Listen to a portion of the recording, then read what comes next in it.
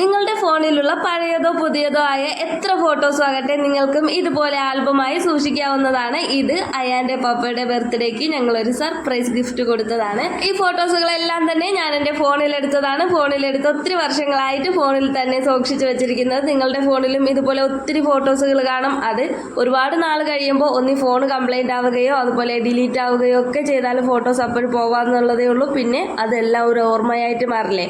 അതുകൊണ്ട് എന്തായാലും നിങ്ങളും ഇതുപോലെ സെറ്റ് ചെയ്ത് വെക്കൂ. എന്തായാലും ഈ ഒരു വീഡിയോ എല്ലാവർക്കും ഉപകാരപ്പെടുമെന്ന് വിശ്വസിക്കുന്നു. ഇൻസ്റ്റാഗ്രാമിൽ പിക്സാർട്ട് എന്ന് പറയുന്ന ഒരു പേജിലാണ് ഞാൻ അവരുടെ കോൺടാക്ട് നമ്പർ എല്ലാം കണ്ടിട്ട് ഇങ്ങനെ ഒരു ആൽബം സെറ്റ് ചെയ്തത്.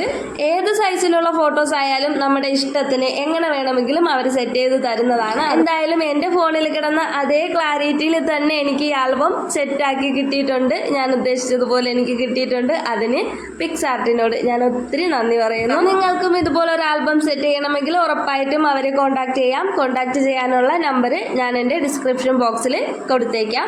അപ്പോൾ ഇന്നത്തെ വീഡിയോ ഇത്രയേ ഉള്ളൂ. എല്ലാവർക്കും ടാറ്റ ബൈ ബൈ. നമുക്കിനി അടുത്തൊരു വീഡിയോ ആയിട്ട് കാണാം.